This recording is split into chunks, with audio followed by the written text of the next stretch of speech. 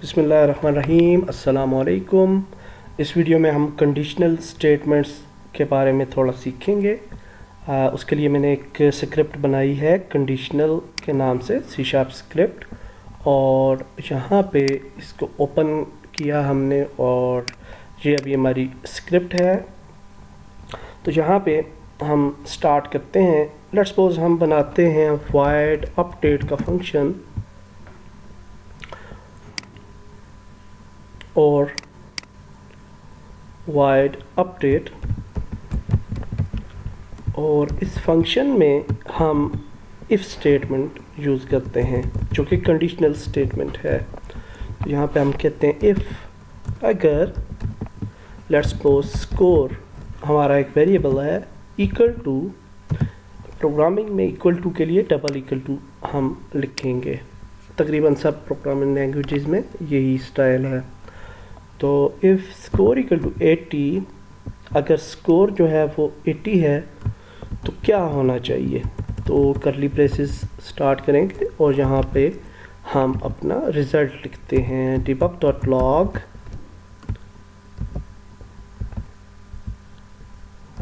और यहाँ पे कहते हैं स्कोर इज़ 80। ओके, तो अब ये आप देख सकते हैं स्कोर का जो वेरिएबल है ये रेड कलर में आ रहा है क्योंकि हमने वेरिएबल को डिफ़ाइन नहीं किया। तो हम टॉप पे वेरिएबल डिफ़ाइन करते हैं, पब्लिक वेरिएबल बनाते हैं एक इंटीजर स्कोर। तो सेव करते हैं इसे, और अगर हम इसी को कॉपी कर लें और यहाँ पे एक दूसरी कंडीशन बना दें स्कोर इक्वल टू 70, तो ये मैसेज आ जाना चाहिए। तो सेव करते हैं इसे और फिर ट्राई करते हैं अपने यूनिटी में। तो यहाँ पे हम इस स्क्रिप्ट को ऐड कर लेते हैं क्यूब के ऊपर। तो ये थोड़ा ब्राउज हो रहा है, थोड़ा सा वेट करना पड़ेगा हमें। ओके, तो क्यूब को सिलेक्ट करते हैं और यहाँ पे हम इस स्क्रिप्ट को ऐड करते हैं क्यूब के ऊपर, और यहाँ पे आप देख सकते हैं कि स्कोर की फील्ड हमें नज़र आ रही है। तो गेम को रन करते हैं और कंसोल विंडो पे जाते हैं। तो यहाँ पे देख सकते हैं आप कोई मैसेज नहीं आ रहा। इसको अगर हम 80 करते हैं तो यहाँ पे मैसेज आ चुका है स्कोर इज़ 80, और अगर इसे हम 70 करते हैं तो स्कोर इज़ 70। तो ये एक एग्जांपल थी इफ स्टेटमेंट की। फॉर एग्जांपल इसी को हम यहाँ पे कर देते एल्स इफ़, और यहाँ पे एक थर्ड स्टेटमेंट बना लेते हैं सिंपल एल्स की। तो क्या होगा, यहाँ पे हम लिख देते हैं debug.log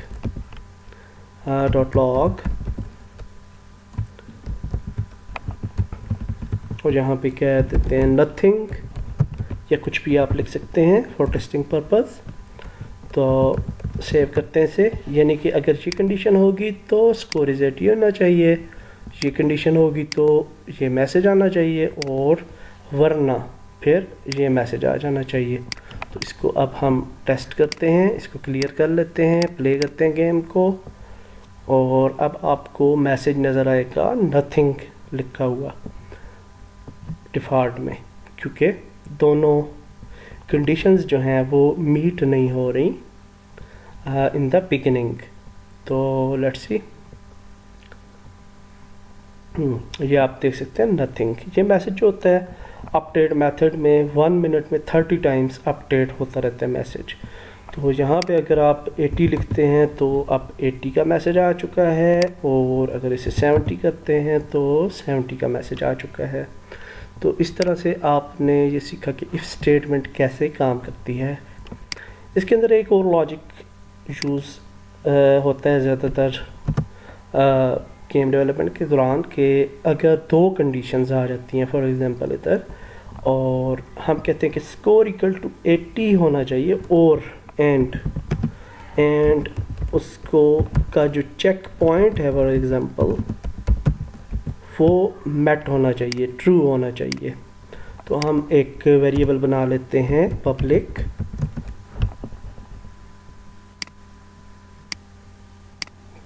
पूल, और इसको नाम दे देते हैं चेक पॉइंट का।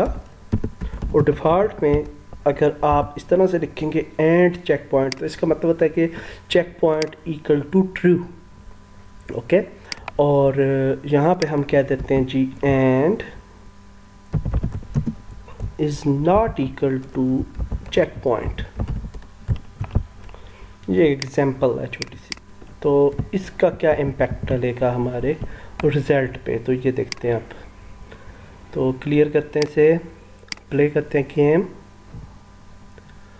और अब आपको डिफ़ॉल्ट में नथिंग लिखा हुआ नज़र आएगा।